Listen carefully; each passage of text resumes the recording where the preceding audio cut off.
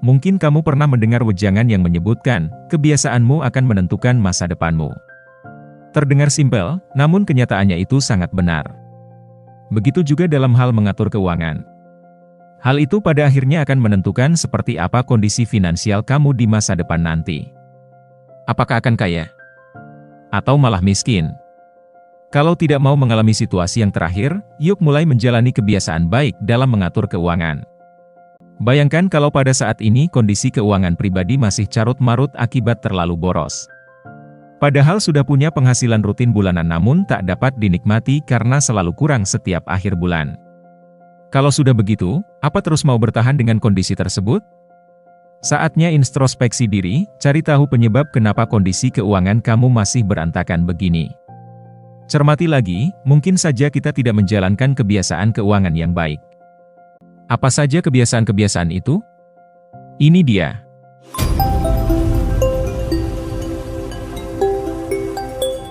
Nomor 1. Rajin menabung. Ajakan itu sudah sering kita dengarkan. Menabung adalah hal yang sangat penting bagi kehidupan kita, tidak hanya sekarang, tapi juga di masa depan. Hanya dengan menabung, kehidupan kita dapat lebih tentram dan akan merasa nyaman karena pengeluaran ke depan sudah ada disiapkan. Berapapun penghasilan bulanan kamu, usahakan untuk menyisihkan minimal 10% dari total uang yang didapat setiap bulan. Kalau mendapat gaji yang cukup besar, usahakan persentasenya lebih besar lagi. Karena, semakin besar uang yang ditabung, tentu semakin banyak uang yang bisa disimpan untuk menjamin masa depan. Selain itu, menabung adalah langkah bijak untuk meraih kestabilan finansial. Dengan menyisihkan minimal 10% penghasilan bulanan, kamu membangun kebiasaan positif yang membantu menciptakan cadangan dana. Dengan memiliki tabungan yang cukup, kamu dapat menghadapi tantangan keuangan tanpa stres dan lebih leluasa merencanakan masa depan. Kesadaran terhadap pentingnya menabung merupakan investasi jangka panjang untuk kesejahteraan finansial pribadi. Nomor 2. Berbelanja secara cerdas. Hal ini mutlak dibutuhkan oleh para wanita, terutama yang sudah berkeluarga. Sebenarnya, kita sudah menyadari dan tidak ingin menjalani kebiasaan belanja yang berlebihan. Namun, akibat tidak bisa menahan nafsu belanja yang tinggi, akhirnya harapan tersebut menjadi dilupakan.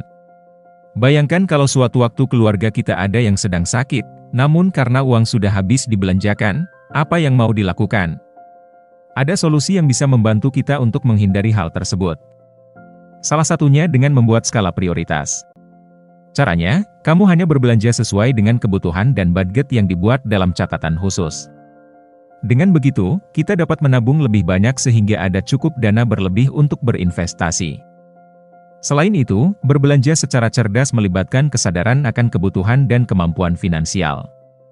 Menggunakan skala prioritas membantu memfokuskan pengeluaran pada hal-hal esensial, menghindari pemborosan. Dengan membuat anggaran yang terinci dan mematuhi batas belanja, kamu dapat menjaga stabilitas keuangan keluarga. Ini tidak hanya memberikan jaminan kebutuhan terpenuhi, tetapi juga memberi kemampuan untuk menabung lebih banyak. Dengan sikap ini, kita bisa memiliki cadangan dana untuk mengatasi keadaan darurat dan bahkan melakukan investasi demi masa depan yang lebih baik. Nomor 3. Mencatat pengeluaran dan pemasukan secara rutin. Hal ini sangat mudah dilakukan. Karena metodenya relatif sederhana dan bisa diterapkan siapa saja. Tujuannya jelas, agar kamu lebih mudah mengendalikan pengeluaran. Dengan melakukan pencatatan, kita bisa melihat lebih detail setiap perputaran uang dalam jangka waktu tertentu. Namun jangan sekadar mencatat saja, jadikan juga catatan ini sebagai acuan untuk melakukan perubahan dan memperbaiki kebiasaan keuangan yang kurang baik. Jangan sampai lebih besar pasak daripada tiang. Selain itu, mencatat pengeluaran dan pemasukan secara rutin adalah langkah praktis untuk mengelola keuangan dengan lebih efektif. Pencatatan memberikan gambaran jelas tentang arus uang. Memudahkan identifikasi area penghematan dan pengeluaran berlebihan. Lebih dari sekadar mencatat, penting untuk menganalisis catatan tersebut dan menggunakan informasi tersebut sebagai panduan untuk melakukan perbaikan keuangan. Dengan cara ini, kita dapat menghindari ketidakseimbangan antara pendapatan dan pengeluaran, serta memastikan keuangan tetap seimbang dan terkendali. Nomor 4. Selalu kreatif untuk berhemat. Ada berbagai cara yang bisa dilakukan untuk berhemat. Orang yang memiliki kebiasaan ini biasanya selalu memiliki cara yang berbeda kalau ingin menyimpan uang setiap bulan. Sebagai contoh, salah satu cara yang bisa dilakukan adalah dengan sistem amplop. Nantinya dia bisa membantu kamu membatasi pengeluaran dan lebih disiplin memakai dana di mesin ATM. Selain itu, selalu kreatif untuk berhemat melibatkan penemuan cara unik yang sesuai dengan gaya hidup pribadi. Metode seperti sistem amplop, di mana dana dibagi sesuai kategori, membantu mempertahankan disiplin keuangan. Pendekatan ini tidak hanya membatasi pengeluaran, tetapi juga mendorong kesadaran terhadap setiap kategori anggaran. Dengan menciptakan metode hemat uang yang sesuai dengan preferensi dan kebutuhan pribadi, kamu dapat meningkatkan efektivitas dalam mencapai tujuan keuangan dan lebih mudah menjaga keseimbangan antara menikmati hidup dan berhemat secara bertanggung jawab. Nomor 5. Memiliki asuransi. Salah satu kebiasaan baik dalam mengatur keuangan adalah mempunyai asuransi. Sebenarnya asuransi itu harus bayar premi? Memang, tapi jangan dilihat dari sudut itu saja, lihat juga manfaat yang bisa didapat. Kita bisa menerapkan pembelian asuransi seperti pada asuransi jiwa serta asuransi kesehatan. Asuransi jiwa berfungsi melindungi keluarga dari kehilangan sumber nafkah penghasilan seseorang yang menjadi tumpuan keluarga jika dia meninggal dunia. Sementara asuransi kesehatan berfungsi untuk mengatasi risiko keuangan karena sakit. Malah bisa menjadi pengganti nafkah karena pemberi nafkah utama tidak bisa bekerja saat sakit. Memiliki asuransi merupakan langkah cerdas dalam merencanakan keuangan. Meskipun pembayaran premi memang diperlukan, manfaat yang diberikan oleh asuransi, terutama asuransi jiwa dan kesehatan, sangat signifikan. Asuransi jiwa memberikan perlindungan finansial bagi keluarga jika terjadi kehilangan sumber nafkah akibat meninggal dunia. Sementara asuransi kesehatan membantu melindungi keuangan dari risiko biaya kesehatan yang tinggi. Dengan memiliki asuransi, kita mengurangi dampak finansial yang dapat timbul akibat kejadian tak terduga, sehingga keluarga tetap terlindungi dan stabil secara ekonomi. Nomor 6. Kebiasaan untuk tidak berhutang. Tahukah kamu kalau hidup kita terkadang tidak bisa lepas dari hutang? Hutang kartu kredit, kredit rumah, kredit mobil, dan lainnya.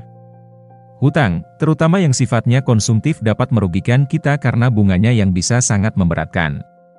Sebagai contoh, bunga kartu kredit yang sering dipakai berbelanja aslinya cuma 2,95% per bulan, atau 35,4% per tahun.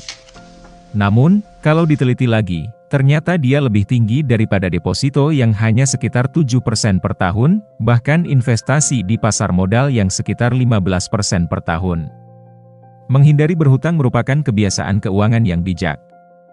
Meskipun beberapa jenis hutang mungkin tak terelakkan, seperti kredit rumah atau kredit mobil, kehati-hatian dalam menggunakan hutang sangat penting. Hutang konsumtif dengan bunga tinggi, seperti kartu kredit, dapat memberatkan keuangan kita. Memahami tingkat bunga dan potensi beban keuangan jangka panjang adalah langkah penting. Seiring dengan itu, menciptakan kebiasaan hidup di bawah kemampuan finansial kita membantu mengurangi ketergantungan pada hutang dan memperkuat kestabilan keuangan pribadi. Nomor 7. Pandai berinvestasi. Banyak orang yang takut berinvestasi karena merasa tidak punya cukup uang. Padahal itu salah besar. Sekarang sudah banyak instrumen investasi yang hanya membutuhkan dana mulai dari Rp100.000 sampai yang jutaan bahkan miliaran. Sebagai contoh, kita mungkin bisa berinvestasi di reksadana yang sudah bisa dilakukan dari dana Rp100.000.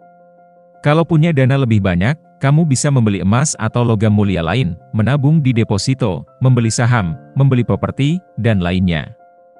Komponen investasi tersebut memiliki berbagai kelebihan dan kekurangan serta risiko masing-masing. Berinvestasi tidak hanya terbatas pada jumlah uang yang besar. Instrumen investasi yang tersedia sekarang memang lebih variatif. Mulai dari reksadana dengan dana terjangkau hingga investasi dalam emas, saham, deposito, atau properti. Pemilihan instrumen investasi sebaiknya disesuaikan dengan tujuan keuangan, toleransi risiko, dan jangka waktu investasi. Reksadana bisa menjadi pilihan baik untuk memulai, sedangkan saham dan properti mungkin cocok untuk jangka waktu yang lebih panjang. Penting untuk memahami karakteristik setiap jenis investasi dan melakukan riset sebelum membuat keputusan. Dengan pandai berinvestasi, kita dapat memaksimalkan potensi keuntungan dan membangun portofolio keuangan yang sehat.